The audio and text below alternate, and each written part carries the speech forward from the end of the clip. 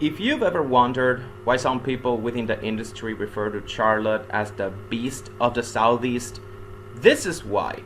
This track might actually be the toughest 1.5 mile on the schedule. Even tougher than Homestead in my opinion, but that's a topic for another day. And this race was a perfect example of why.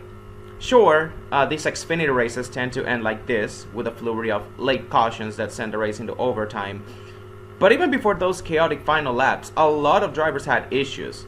Starting on the very first lap with Connor Silage spinning his tires and stacking the field up behind him.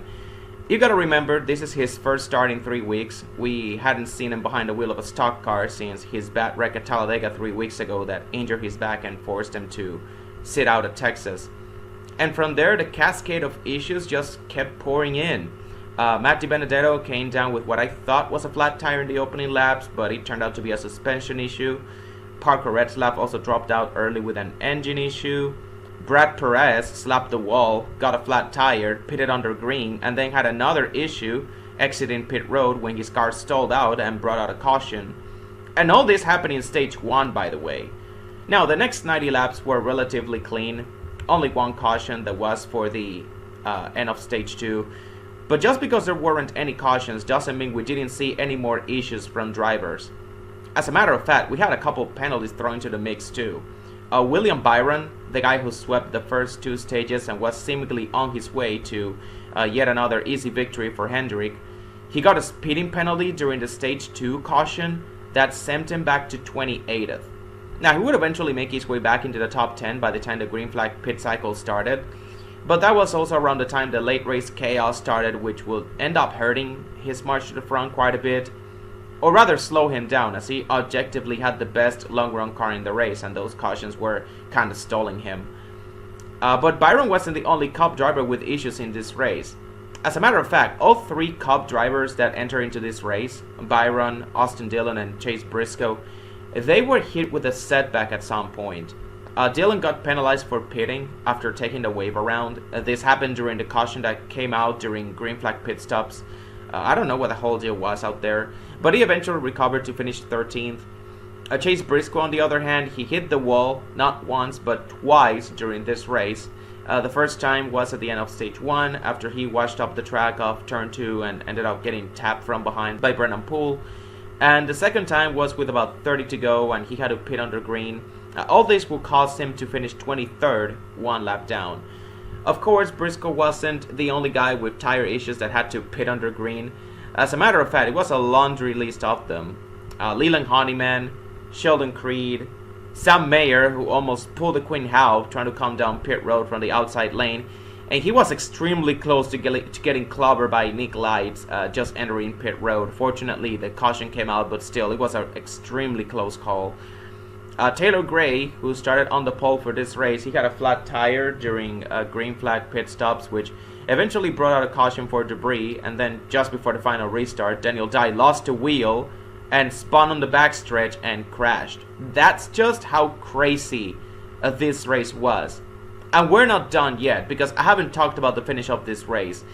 We had 6 cautions in the last 50 laps, and we saw a little bit of everything in those last 50 laps. We had some daring moves, tons of carnage, miscommunication between drivers and crew chiefs, and even some beef thrown in the grill, as during one of those restarts, Dean Thompson ended up putting Connor Silage in the wall, and after the next caution came out, the 88 came up and gave him a love tap.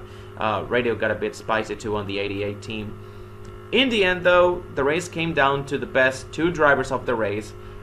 William Byron, who had spent the entire second half of the race trying to get back to the front after that speeding penalty, and Justin Allgaier, who took over the lead after Byron's penalty and just never let go.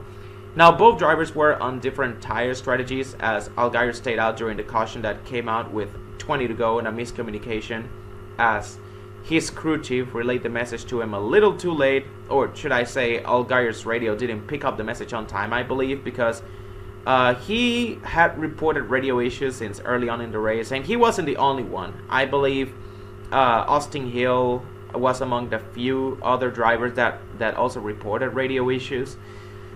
So, while those quickie yellows helped Allgaier hold the lead, By the time the race went into overtime and we had the final restart, Byron as well as a couple other guys on fresher tires, Silic and Nick Sanchez were also there. But they have made it back to the front, and at that point there was nothing Allgaier could do. With a power move to the outside in turns 3 and 4, Byron completed the race-winning pass, coming to the white flag. And because this race couldn't end any other way, we of course had a last lap crash with Jeb Burton and Brennan Poole just absolutely junking each other out. And that was it for this. Wait, what? We had a post-race DQ too? Okay, who was it now? Oh, Sammy Smith. He finished 5th, but his car did not meet minimum weight, so he was disqualified. Huh. Lovely. Well, that was quite a race. One of the races of all time, if I say so myself. A lot of chaos, especially at the end. But unlike other chaotic races we have seen this year, like Martinsville a couple months ago, this was a good chaotic race with a little bit of everything. Good mix of long green flag runs, quickie yellows, strategy calls that shuffle the field around, tons of attrition, especially at the end with some bidding and banking included, and a late race pass for the win. Again, that's Charlotte Motor Speedway for you, man. Maybe the most challenging 1.5 mile track on the schedule.